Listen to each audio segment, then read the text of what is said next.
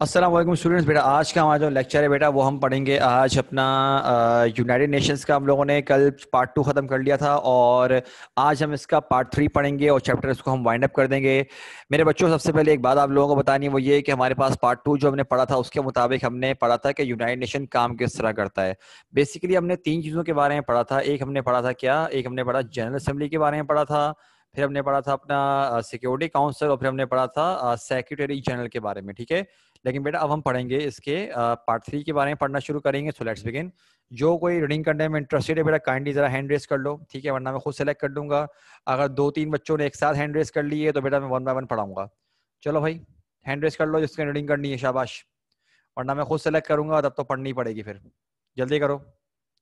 जो बच्चा भी रीडिंग करने में इंटरेस्टेड है बेटा खुद हैंड रेस कर लो, वरना मैं खुद बोलूंगा तब आपको लाजमी पढ़ना पड़ेगा। जल्दी करो, जल्दी जल्दी जल्दी जल्दी।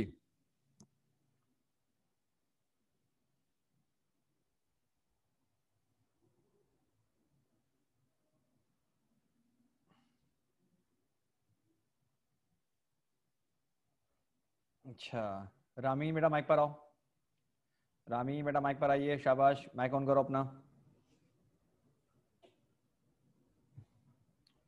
रामीन मेरा बच्चा माइक पर आओ, शाबाश, जल्दी करो।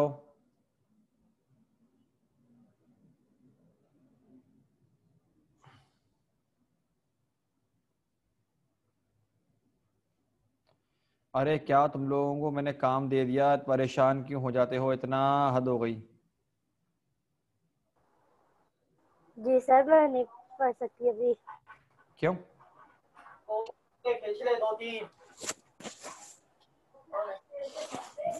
Sir please.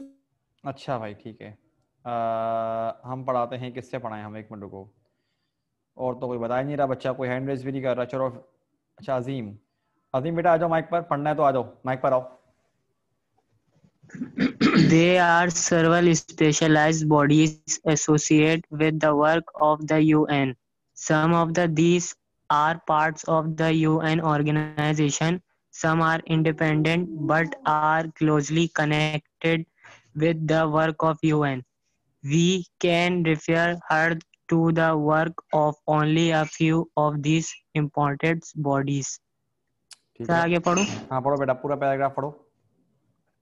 There is the International Bank which lend money to member nations of a carrying through some work of public importance and use road, railway, canal and fault control. An example of the wonderful effect of one of these loans is found in a small village on the west coast of Mexico. In 1951, the bank gave a loan for an electric plant. Within 3 years, the population increased threefold. Industrial users of electricity increased from 3 of 33. The town started a radio station, a daily newspaper, and a night school. There were 7 times as many children in school as there were before the अच्छा ज़रा सुनो भाई, थोड़ा बहुत शायद मेरे ख्याल से नेट का थोड़ा प्रॉब्लम हुआ है, मसला नहीं है। अच्छा मेरे बच्चों, मैं समझाना शुरू कर रहा हूँ, जरा ध्यान ध्यान से तेरे को।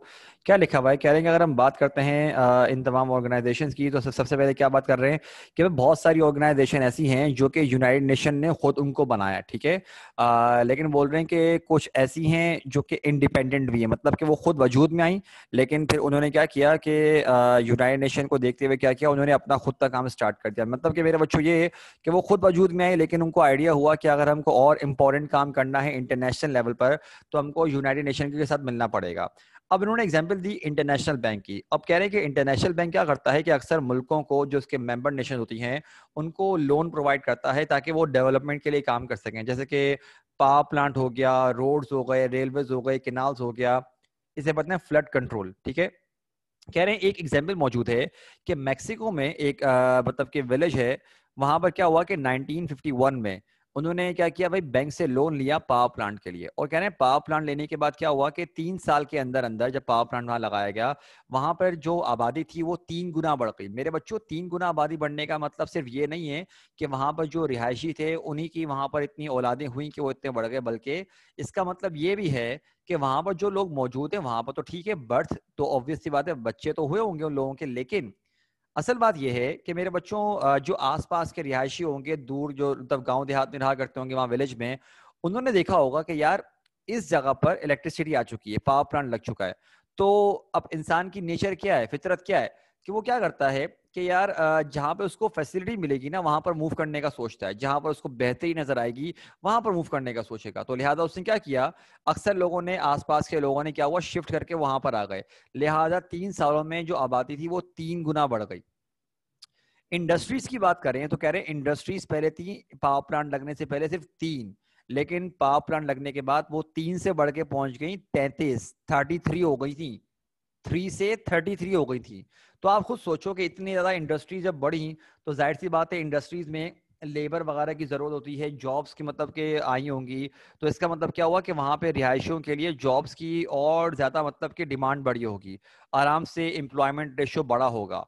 और फिर क्या बोल रहे हैं कि वहां पर लोगों ने रेडियो स्टेशन की शुरुआत करी, डेली न्यूज़पेपर की शुरुआत करी, नाइट स्कूल की शुरुआत करी। और कह रहे हैं कि अगर बच्चों की बात की जाए जो पहले स्कूल जाया करते थे तो उसमें भी बेहतरी आई, इंप्रूवमेंट आई। मतलब अगर पहले एक बच्चा स्कूल जाता था ना, अगर एग्जाम्पल के तौर पर बोल रहे हैं, तो समझ लो अब एक नहीं बल्कि 7 जा रहे हैं, 7 बच्चे स्कूल जा रहे होंगे।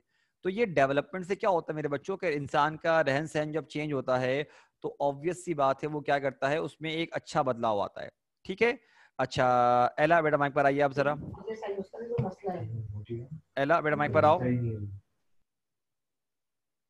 अच्छा, क्या कहते हैं, एला ने तो खैर माइक ही बंद कर लिया माशाल्लाह से, खोलकर फौरन से। खैर, हम क्या करते हैं भाई, फिल्जा बेटा माइक पर आओ।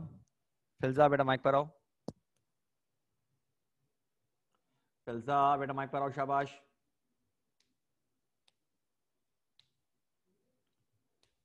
अरे आ जाओ भाई, मैंने कोई इतना मुश्किल काम थोड़ी दे दिया, जल्दी से आओ।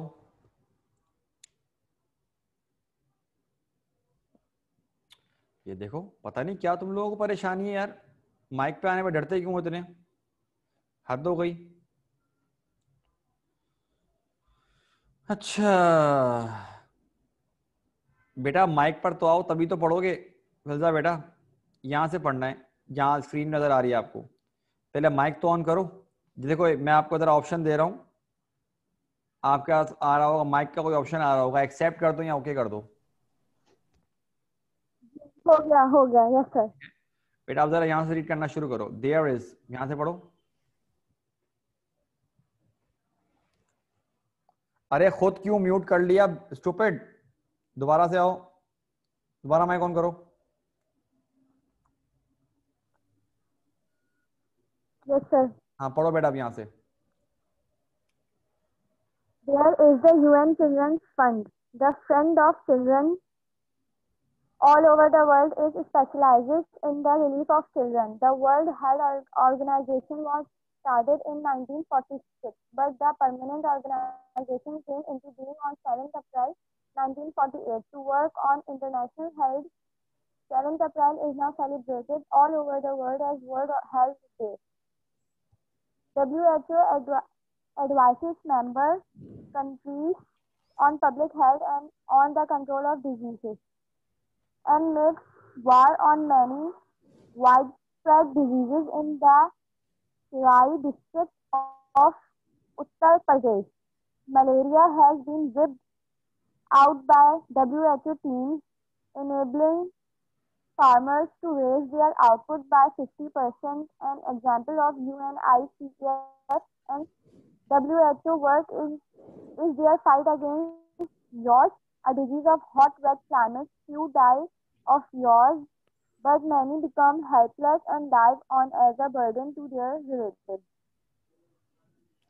अच्छा एक मिनट रुको जरा, आगे बाकी बातें पढ़ाऊंगा। मेरे बच्चों क्या लिखा हुआ है, कह रहे हैं अगर हम बात करें यूएन की तो यूएन में एक ऑर्गेनाइजेशन है मेरे बच्चों, मैं आपको जरा इसकी फुल फॉर्म दिखा रहा हूँ, जरा सारे बच्चे इसकी फुल फॉर्म लिख लो, ठीक है। यूनिसेफ एक मिनट रुको, यूनिसेफ स्टैंड्स फॉर, मेरे बच्चों जरा ये देखो, इसकी फुल फॉर्म आपके सामने लिखी हुई आ रही है, क्या लिखा हुआ है? United Nations International Children's Emergency Fund. बेटा ये जरा नोट डाउन कर लो, इसकी फुल फॉर्म है ये। यूनिसेफ की फुल फॉर्म क्या है? United Nations International Children's Emergency Fund. पहले ये लिखो जरा सारे के सारे, अपनी बुक्स वगैरह में लिख लो, मसला नहीं है। United Nations International Children's Emergency Fund, ठीक है। अब जरा आगे आ जाओ। अब लिखा हमारे पास, कह रहे हैं कि अगर हम बात करते हैं इसकी, तो ये क्या करता है? बच्चों के रिलीफ के लिए काम करता है। मतलब कि जो स्पेशलाइज करते हैं ना, ये कि किस फील्ड में काम करना है, क्या काम करना है, हमने बेसिकली इनका एक मकसद होता है।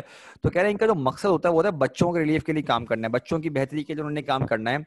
और बोल रहे हैं कि ये मतलब इसके अलावा उन्होंने और कोई पॉइंट लिखा हुआ नहीं है। लेकिन अगर आगे लिखें तो लिखा हुआ है WHO के बारे में, वर्ल्ड हेल्थ ऑर्गेनाइजेशन, जिसकी शुरुआत हुई है 1946 में, लेकिन परमानेंट तौर पे ये जो वजूद में आई है वो आई है 7 अप्रैल 1948 पे। और इनका मकसद क्या है कि ऑल ओवर द वर्ल्ड ये क्या करते हैं, मतलब काम करते हैं हेल्थ से रिलेटेड। और बोलने के अब पूरी दुनिया में 7 अप्रैल जो सेलिब्रेट की जाती है वो की जाती है as a World Health Day के तौर पे, इसको मनाया जाता है।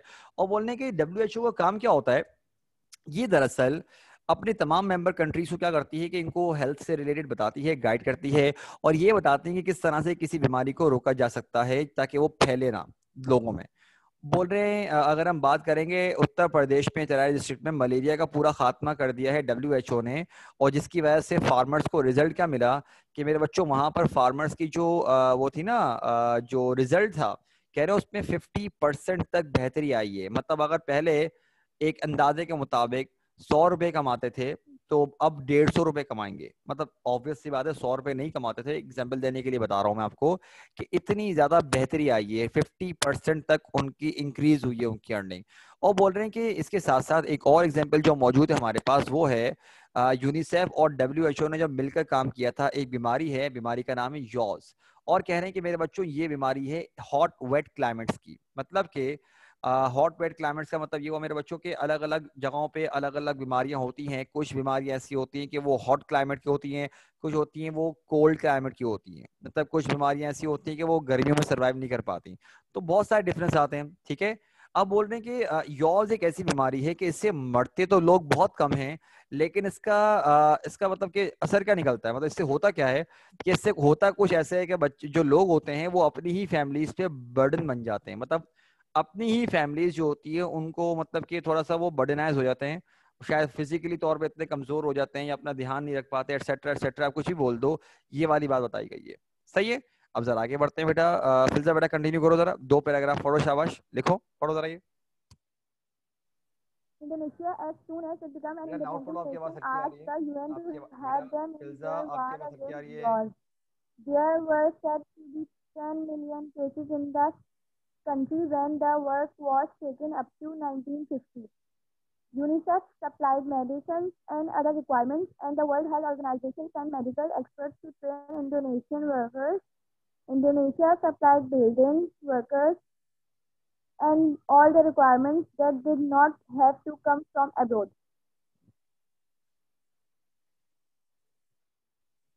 पढ़ो पढ़ो, आगे पढ़ो। In 4 years, the hundreds of medical teams trained by WHO and supplied with transport and medicines by UNICEF had examined 11 million people examine, and cured examine, examined 11, um, 11 million people and cured 13 lakh who had yaws. Many villages are now free from yaws in another few years, particularly. Practically, the whole country will be free from it. ठीक है। अब जरा सुनो, आप बोल रहे हैं, कह रहे हैं कि यॉस के बारे में इन्होंने एग्जाम्पल का दिए, बोलने का एग्जाम्पल देते हैं। तो कह रहे इंडोनेशिया में क्या हुआ कि जैसे ही मतलब कि ये मुल्क आज़ाद हुआ और उन्होंने UN से मतलब कि हेल्प मांगी, और किस चीज़ के लिए, यॉस के अगेंस्ट लड़ाई के लिए। तो बोल रहे हैं कि इंडोनेशिया को पता था कि हमारे मुल्क में जब आज़ादी के बाद उनको पता था कि ये बीमारी बहुत कॉमन हो चुकी है। इनफैक्ट कह रहे हैं कि जब काम की शुरुआत हुई तो बोल रहे हैं कि लगभग एक अंदाजे के मुताबिक मेरे बच्चों जो केसेस की तादाद थी वो थी 10 मिलियन। 10 मिलियन को मेरे बच्चों देखो, 1 मिलियन होता है 10 लाख, 1 मिलियन कितने होते हैं? 10 लाख होते हैं, ठीक है। तो इसका मतलब 10 मिलियन कितने हुए बताओ जरा मुझको, चैट में बताओ सारे के सारे बेटा। 10 मिलियन का क्या मतलब हुआ बेटा, सारे के सारे जरा मुझे बताइए, शाबाश। अगर 1 मिलियन 10 लाख होते हैं तो 10 मिलियन कितने हुए मेरे बच्चों, बताओ जरा मुझको, बताओ भाई। हाँ बेटा जरमीन शाबाश, निशान इकबाल, ओके।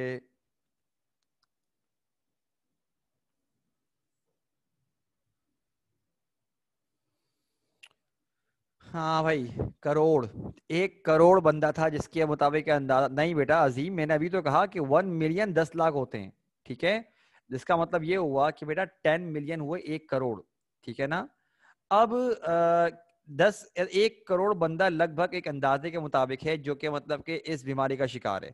और ये कहते हैं कि जो काम शुरू हुआ था ना वो किस ईयर में शुरू हुआ है, 1950 में शुरू हुआ है। अब बोल रहे हैं कि हुआ क्या, इस बीमारी से जब उन्होंने हेल्प मांगी तो यूनिसेफ ने क्या किया, अपनी तरफ से मेडिकल सप्लाईज प्रोवाइड करी।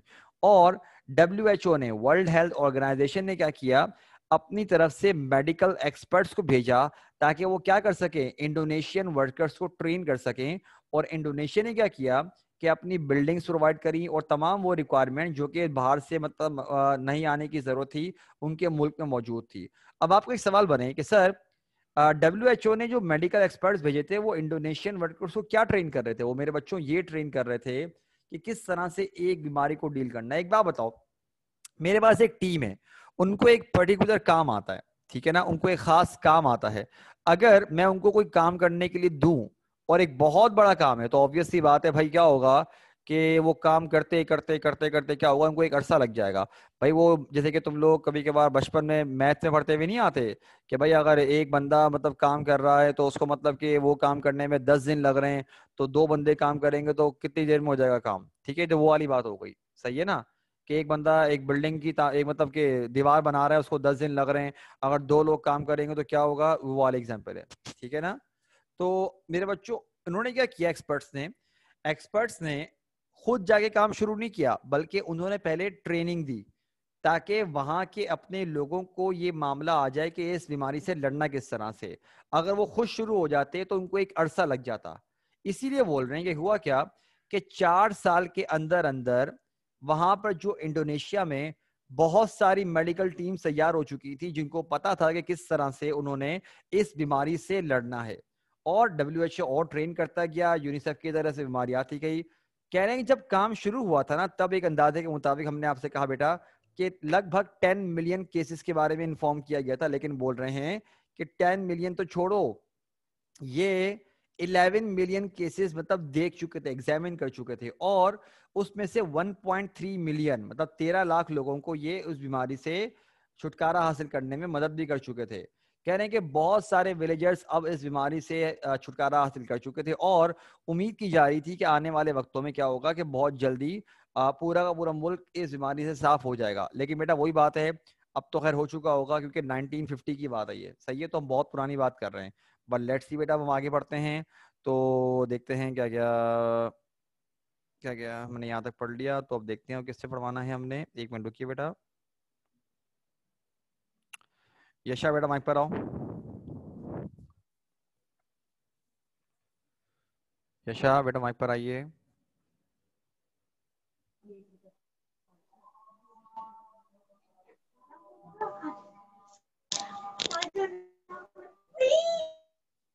हेलो, हेलो, अरे क्या हो गया, जिसको पढ़ने का बोलना हो परेशान हो रहा है भाई, हद हो गई।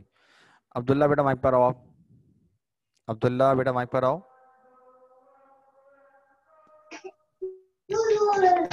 Yes sir. बेटा बल्कि 1 मिनट रुको जरा, 1 मिनट रुको जरा, अजान हो रही है, जरा थोड़ी देर हम जरा गैप लेते हैं, अजान हो रही है, जरा सारे के सारे रुक जाओ।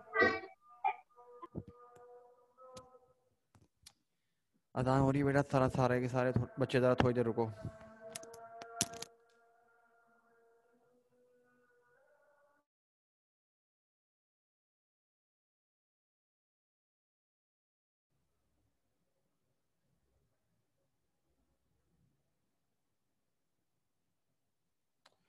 अच्छा भाई, जरा हम आगे शुरू कर रहे हैं बेटा, कंटिन्यू कर रहे हैं हम लोग। और कहाँ गए? एक तो नाम भी तो मोहम्मद यूसुफ रखा हुआ है, मैं पहचानना ही पहचान, समझ में नहीं आता क्या बोला हूँ।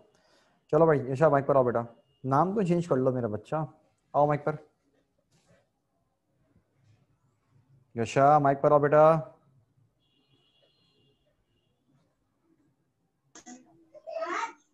आ गई। पढ़ो बेटा।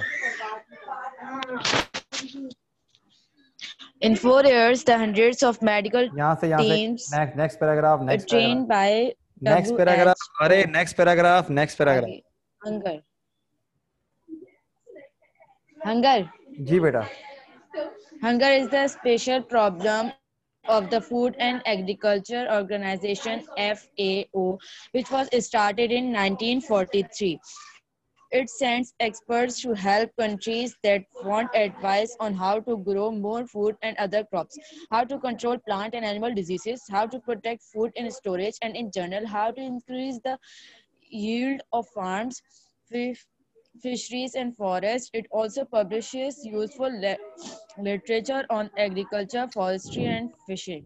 आगे The बढ़ो। UN has a special organization to advise knowledge, science, and culture, UNESCO, by which people can get the required understanding and the habits of mind that will be useful to them in the modern world. Less than half the world's children go to school. Most of the human race cannot read or write. Progress cannot go far along modern lines where hardly anybody can read. But UNESCO has found that where most of the people cannot read, learning their letters is not usually what they need to begin with. They need to learn some practical improvements in their way of life that they can quickly understand and accept as good.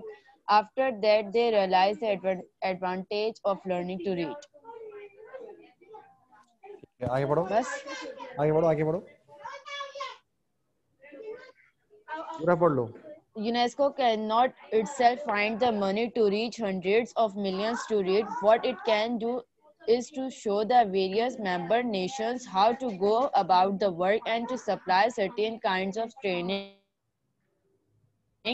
and aids. As new ways of teaching by books, pictures, films, and radio are worked out, the experience is reported to other countries where these may be useful. UNESCO tries to advance human well-being through education, science, and culture. This advances international understanding, which leads to peace. बस सही है, शाबाश, ठीक है, बस okay बेटा, सही है। अब मेरे बच्चों देखो यहाँ पर लिखा हुआ है कि हंगर के बारे में बात की जा रही है कि हंगर क्या है भाई, कि ये है ना एक ऐसी प्रॉब्लम है जिसको सॉल्व करने के लिए कौन सी याद आ रहा है, फूड एंड एग्रीकल्चर ऑर्गेनाइजेशन। कह रहे हैं कि ये स्टार्ट हुआ था 1943 में। देखो मेरे बच्चों, मैंने आप लोगों से कहा था ना कि कुछ ऑर्गेनाइजेशन ऐसी हैं जो कि खुद वजूद में आई हैं लेकिन बाद में वो यूनाइटेड नेशन के साथ लिंक हो गई थी। जैसे कि अगर हम बात करें FAO की, तो ये 1943 में वजूद में आई, मतलब कि यूनाइटेड नेशन से ही बनने से 2 साल पहले से ये ऑर्गेनाइजेशन काम कर रही है, ठीक है। अच्छा, अब ये काम क्या करते हैं, इनका काम क्या है कि दरअसल ये कंट्रीज को हेल्प करते हैं कि किस तरह से वो ज्यादा फूड उगा सकते हैं और किस तरह से जो एनिमल डिजीज और प्लांट डिजीज होती है उनसे बच सकते हैं, किस तरह से फूड को स्टोर कर सकते हैं, और इन शॉर्ट अगर हम बात करें तो ये समझ लो कि खुराक किस तरह से बढ़ा सकते हैं, ठीक है। और ये चाहे फॉरेस्ट हो, फिशिंग हो, एग्रीकल्चर हो, हर तरह से मतलब अपना एक किरदार अदा करते हैं। मेरे बच्चों, मैट्रिक क्लास में तुम लोगों ने एक चैप्टर पढ़ा होगा द विजिट के नाम से, उसमें आप लोगों ने देखा होगा इंग्लिश में कि मिस्टर अहमद की क्लास जो है मिस्टर हसन के फार्म हाउस पे गई थी। तुम लोगों ने देखा होगा कि वहां पर एक था एक ऑर्डिनरी फार्म और एक था मॉडल एग्रीकल्चरल फार्म। वहां पर हमारे पास क्या बात हुई थी कि मिसाल के तौर पर समझ लो 2 जगह हैं एग्जैक्टली सेम है, मतलब जितनी एक जगह है उतनी ही दूसरी जगह है। अब अगर एक जगह पर हम करेंगे ऑर्डिनरी फार्म उगाएंगे और दूसरी जगह पर मॉडल एग्रीकल्चरल फार्म उगाएंगे, फर्क क्या होगा पता है? मॉडल एग्रीकल्चरल फार्म पे जो प्रोडक्शन होगी ना, जो पैदावार होगी, वो 3 से 4 गुना ज्यादा पैदावार होगी। उतनी ही जगह पर जो पैदावार होगी फसल की, वो क्या होगी? 3 से 4 गुना ज्यादा। अब ये कैसे होता है? वो टॉप क्वालिटी के सीड्स इस्तेमाल करते हैं, फर्टिलाइजर यूज करते हैं, प्रॉपर्ली तौर पर मशीन से काम करते हैं, इंसेक्टिसाइड यूज करते हैं, पानी सप्लाई करते हैं प्रॉपर्ली तौर पर, मतलब कि एक परफेक्ट। अब आप बोले सर ये करने से फायदा क्या होता है, क्या जरूरी है? मेरा बच्चा, बहुत जरूरी है, क्योंकि अब देखो वक्त गुजरने के साथ साथ पॉपुलेशन तो बढ़ रही है लेकिन जमीन थोड़ी बड़ी हो रही है, जमीन तो उतने की उतनी ना भाई। जमीन का साइज थोड़ी बड़ा हो रहा है, जमीन तो उतनी की उतनी रहेगी। लिहाजा हमें क्या करना पड़ता है कि इन तमाम चीज़ों को कवर करने के लिए, पॉपुलेशन बढ़ रही है, हमने उतनी ही जगह पर रहना है और हमने उन तमाम लोगों की खुराक को भी मतलब कि देखना होगा। लिहाजा क्या करना पड़ेगी, हमें इस चीज़ की ज़रूरत है कि हम मॉडल एग्रीकल्चरल फार्म या इन तमाम चीज़ों की हेल्प लें। आगे लिखा हुआ है कि यूएन का एक और मतलब कि इदारा है यूनेस्को, जो कि बेसिकली काम करता है एजुकेशन पर। उनको पता है, क्योंकि एजुकेशन के बारे में ये बात पक्का है कि एजुकेशन की फील्ड में जितने आगे निकलोगे मेरे बच्चों, उतने ही आप तरक्की करते जाओगे। यहाँ बात लिखी हुई है कि भाई पूरी पॉपुलेशन की अगर हम बात करते हैं दुनिया की, तो कुछ ये हिसाब किताब है कि लगभग आधे से भी कम बच्चे, पूरी दुनिया की जो आबादी है ना, उनमें से कहते हैं कि आधे से भी कम बच्चे ऐसे हैं जो कि मतलब कि स्कूल जाते हैं। और जो अक्सरियत है इंसानों की, उनको ना पढ़ना आता ना लिखना आता है। तो जाहिर सी बात है, जब पढ़ना लिखना आता ही नहीं है तो प्रोग्रेस क्या खाक होगी।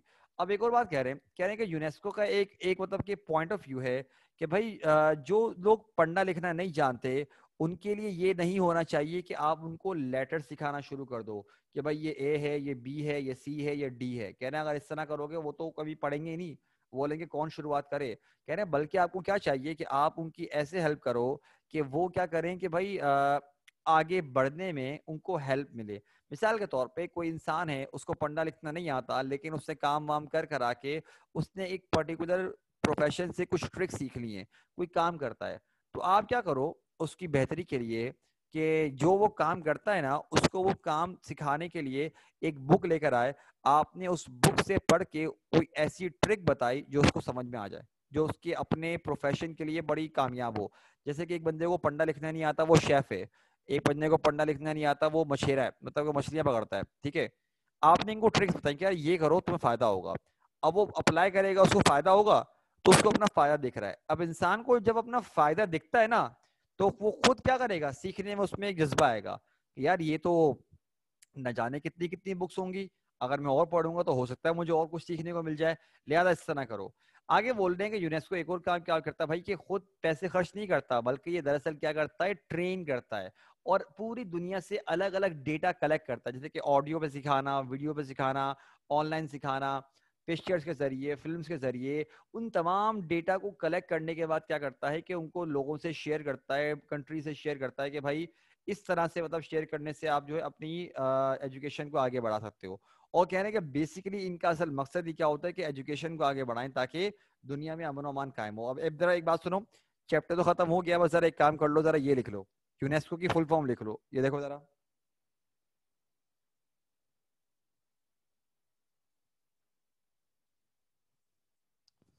मेरे बच्चों जरा इसकी फुल फॉर्म लिखो। ये United Nations Educational Scientific and Cultural Organization. जब ये लिख लो तो मुझे बोल देना डन। ठीक है, खत्म बात। United Nations Educational, then comma डाल के लिखो साइंटिफिक एंड कल्चरल ऑर्गेनाइजेशन। ठीक है, जल्दी करो मेरे बच्चों, जल्दी जल्दी जल्दी जल्दी।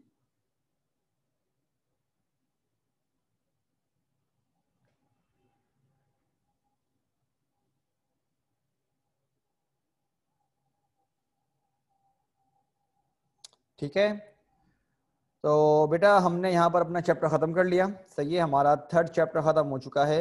क्या कोई मुझे बताएगा कि हम लोगों ने पोम्स कितनी पढ़ ली हैं? हमने पोम्स कितनी पढ़ ली हैं? क्या हमने अंडर द ग्रीनवुड ट्री पढ़ ली?